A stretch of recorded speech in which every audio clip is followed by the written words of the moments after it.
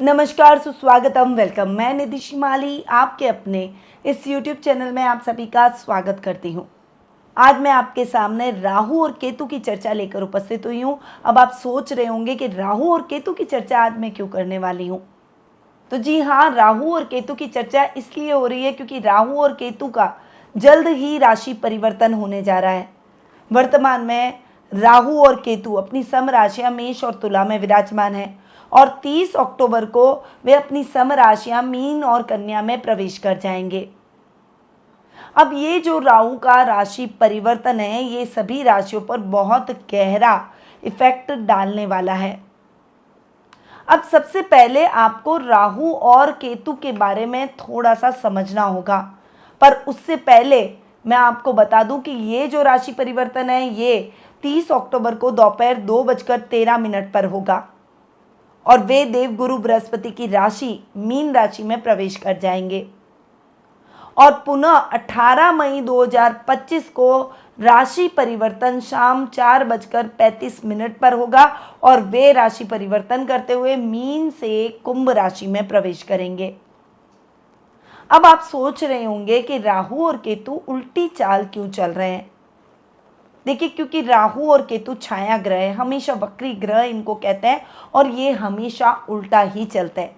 जहां सब ग्रह सीधी चाल चलते हैं, ये उल्टी चाल चलते हैं, पर फिर भी हमारे जीवन पर इनका बहुत गहरा प्रभाव है। अब आपको यहां ये समझना होगा कि राहु और केतु का इतना गहरा प्रभाव हमारे जीवन पर क्यों रहता है, ये इतने पावरफुल क्यों है। तो आपको ज्ञात हो तो स्वर्ण भानु नामक राक्षस ने देवताओं के बीच में जाकर देवताओं का भेष बदल के और अमृत पान कर लिया था, जिससे भगवान विष्णु क्रोधित होकर उन्होंने सुदर्शन चक्र उठाया और स्वर्ण भानु का गला काट दिया और उसके बाद राहु और केतु ग्रह की उत्पत्ति हुई। पर राहु और केतु ग्रह की उत्पत्ति के बाद भी आपको जानना होगा कि स्वर्ण भानु कौन है। इसीलिए राहु और केतु भी इतने इफेक्टिव हैं, इतने प्रभावशाली ग्रह हैं, छाया ग्रह होते हुए भी। तो स्वर्ण भानु ब्रह्मा जी की संतान कश्यप ऋषि के कुल से, वंश से बिलोंग करते हैं। कश्यप ऋषि उनके दादा माने जाते हैं। अब आप सोचिए कि कश्यप ऋषि जिसके दादा है वो कितना पावरफुल वंश होगा और ब्रह्मा जी की संतान, ब्रह्मा जी खुद भगवान विष्णु की नाभि से उत्पन्न हुए। इसीलिए राहु और केतु छाया ग्रह होते हुए भी इनका प्रभाव हमारे जीवन पर बहुत अधिक रहता है। और यहाँ पर मैं आपको बता दूं कि जिनका कश्यप गोत्र है उन्हें बहुत ज़्यादा राहु और केतु से घबराने की जरूरत नहीं है, क्योंकि राहु और केतु उन पर अपनी कृपा हमेशा रखेंगे, क्योंकि वे उनकी संतान है, उन्हीं के वंश की संतान है। एक ही वंश का वो इतना बुरा नहीं करेंगे, पर हाँ, आपको अपने कर्म सकारात्मक और सही रखने होंगे। अब यहाँ पर शनि, राहु और केतु, इन तीनों को क्रूर और पाप ग्रहों की संज्ञा दी गई है। इनका भी आपस में एक संबंध है। शनि छाया पुत्र है और राहु और केतु छाया ग्रह है। हालांकि राहु और केतु किसी भी राशि के स्वामित्व इन दोनों को प्राप्त नहीं है, उसके बावजूद भी इनका इफेक्ट हमारे जीवन पर बहुत गहरा होता है, क्योंकि ये एक राशि में लगभग 18 माह यानी 1.5 वर्ष तक विराजमान रहते हैं। उसके बाद राशि परिवर्तन कर दूसरी राशि में और दूसरी से तीसरी, इस प्रकार से ये 12 राशियों का चक्र 18 साल में कंप्लीट करते हैं।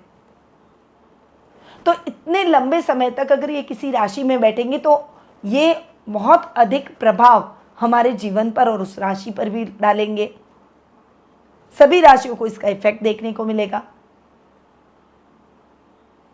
इसीलिए राहु और केतु का इतना अधिक प्रभाव हमें देखने को मिलता है। और अब राहु और केतु को जब कंपैरिजन करते हैं तो ज्योतिष में ज़्यादा नाम राहु का आता है, क्योंकि राहु मुंह है, केतु धड़ है। केतु के पास केवल दिल है, उसके पास न दिमाग है न आंखें हैं। पर राहु के पास में आंखें भी हैं, इसलिए राहु की पंचम, सप्तम और नवम दृष्टि भी होती है, जो कि शनि की तरह ही हानिकारक होती है। वहीं राहु दिमाग से सोचता है, इंपल्सिव ग्रह, अग्रेसिव ग्रह, वो व्यक्ति को माफ नहीं करता, उसके कर्मों का हिसाब बराबर कर देता है। पर चूंकि केतु के पास दिल है, इसलिए वो क्षमा रखने की भी क्षमता रखता है। मोक्ष प्रदाता ग्रह उसे कहता है। हालांकि राहु से किसी भी मायने में कम नहीं है, पर राहु का इफेक्ट चूंकि केतु से ज्यादा होता है, इसलिए राहु की चर्चा ज्योतिष में ज्यादा होती है। अब आज हम भी राहु की ही चर्चा लेकर आए हैं। वृश्चिक राशि वालों के लिए राहु के इस राशि परिवर्तन के क्या प्रभाव रहेंगे, उसकी चर्चा आज मैं आपको करूंगी, आपके सामने प्रस्तुत करूंगी। अब आप एक बात जान लें कि सबसे पहली गुड न्यूज तो कि गुरु राहु का चांडाल योग खत्म हो गया है।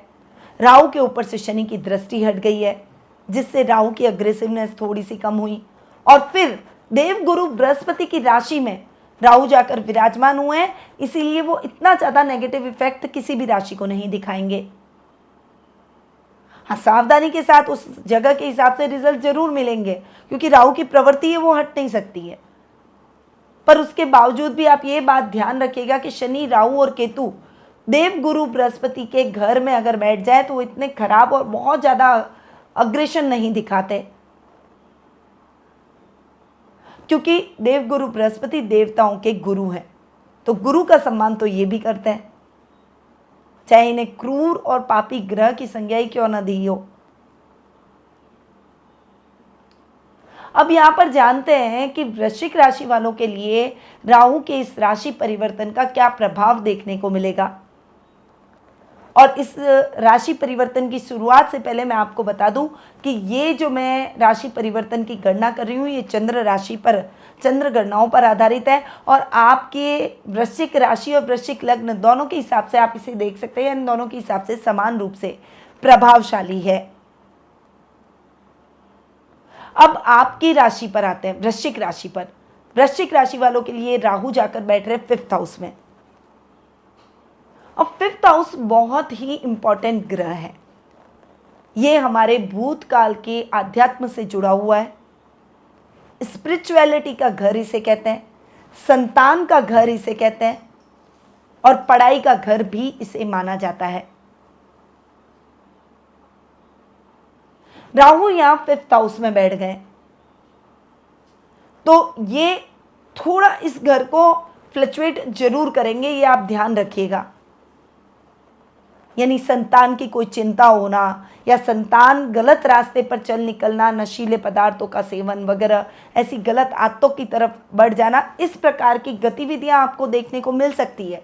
इसीलिए आपको अपने बच्चों पर नजर रखनी पड़ेगी, और गुप्त तरीके से नजर रखें।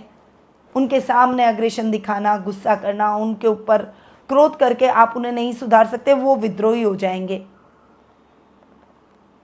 पर आपको उनके ऊपर नजर रखना बेहद ही आवश्यक रहेगा। अब यहां अगर आपके राहु जन्म पत्रिका में ठीक बैठे हैं, या राहु की कोई अच्छे ग्रहों की कोई अंतरदशा महादशा चल रही है, गुरु की दृष्टि राहु पर पड़ रही है, तो संतान प्राप्ति का सुख भी आपको प्राप्त होगा। अगर आप चाइल्ड प्लानिंग, फैमिली प्लानिंग करने जा रहे हैं, तो ऐसा सुख भी आप इस समय प्राप्त कर सकते हैं। पुत्र संतान की अगर आप अभिलाषा रखते हैं और अच्छी परिस्थितियां ग्रहों की चल रही है, तो डेफिनेटली इस समय राहु का यहां पर बैठना आपको पुत्र संतान की प्राप्ति करवा सकता है। पर छात्रों को पढ़ाई में थोड़ा फ्लक्चुएशन देखने को मिलेगा, मेहनत का यथेष्ट फल नहीं मिलेगा, थोड़ा सा भ्रमित होते हुए आप दिखाई देंगे। क्या आपको लगेगा आपने सब कुछ याद कर लिया और आपको कुछ याद भी नहीं है, और परीक्षा में बैठ रहे हैं सब ब्लैंक हो गया। एक अनायास डर आपके मन में घर कर जाएगा, और एक थोड़ा सा कॉन्फिडेंस लूज होता हुआ दिखाई देगा। अब ये मैं आपको इसीलिए कह रही हूं क्योंकि आपको ये सब नहीं करना है, सावधानी के साथ आगे बढ़ना है। अपने मनोबल को बनाए रखें, अपने सेल्फ कॉन्फिडेंस को इंक्रीज करें। यहां पर आपको मेहनत को थोड़ा सा बढ़ाना पड़ेगा, एफर्ट्स को आप बढ़ाएं। जितना आप अपने एफर्ट को बढ़ाएंगे, एफर्ट्स जितने ज्यादा होंगे, तो ग्रहों को भी आपके सामने झुकना ही पड़ेगा।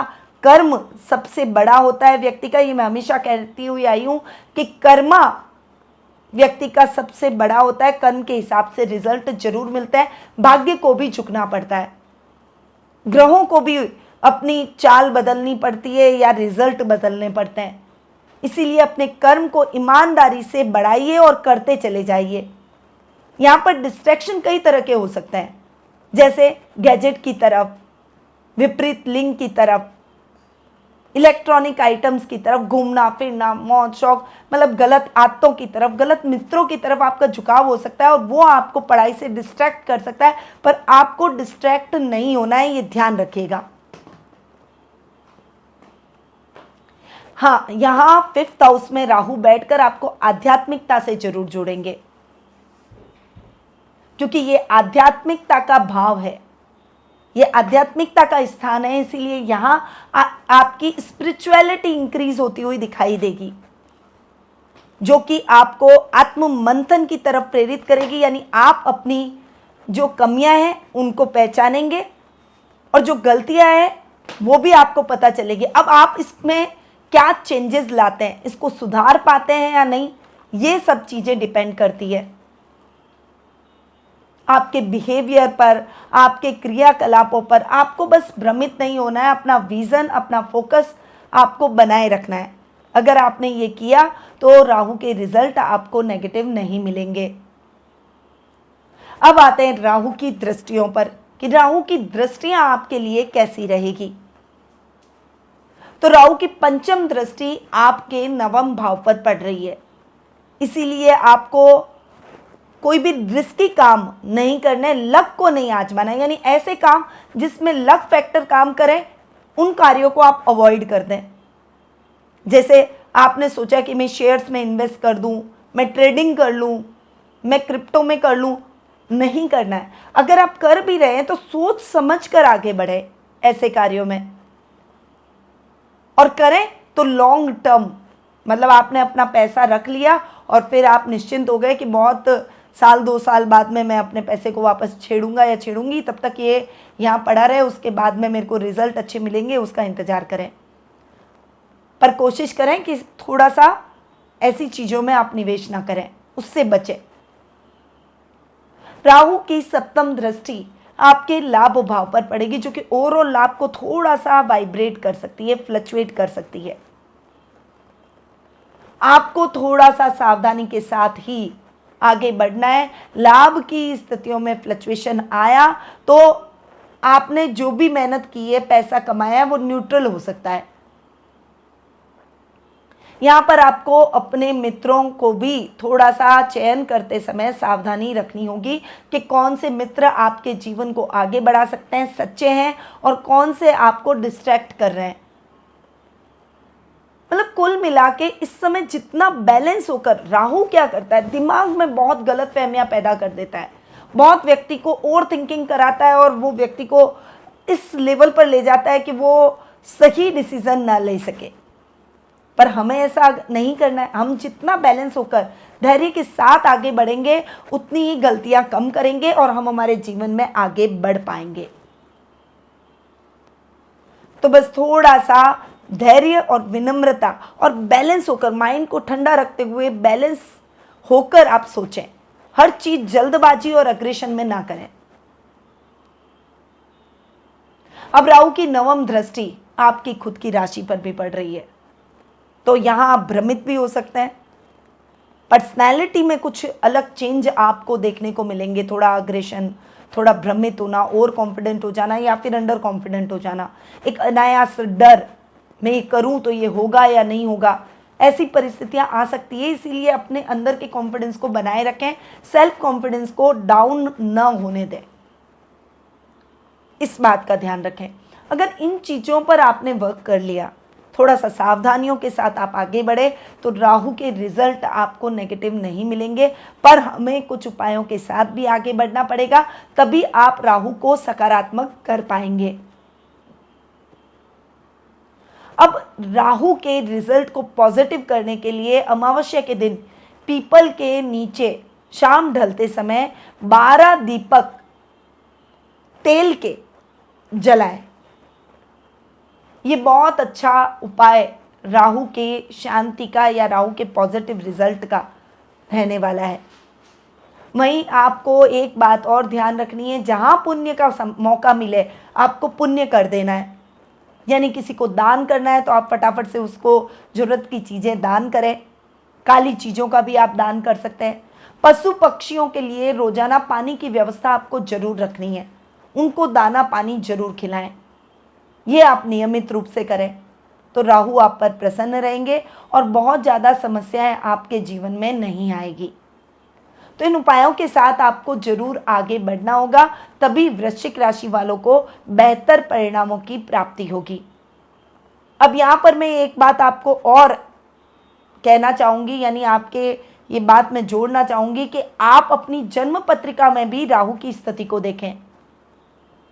आपकी जन्म पत्रिका में राहु की स्थिति कैसी है, किस ग्रह की महादशा अंतरदशा चल रही है और वो ग्रह क्या इफेक्ट दे रहे हैं, सभी ग्रहों की पोजीशन कैसी है, उस पर भी ये गोचर में जो राहु की स्थिति है वो डिपेंड करेगी कि उसका कितना प्रभाव आपको अपनी पर्सनल लाइफ पर देखने को मिलेगा। और अगर आप इन सब को मिक्स करके रिजल्ट प्राप्त करना चाहते हैं तो आप टेलीफोनिक अपॉइंटमेंट और पर्सनल मीट के माध्यम से मुझसे जुड़ सकते हैं।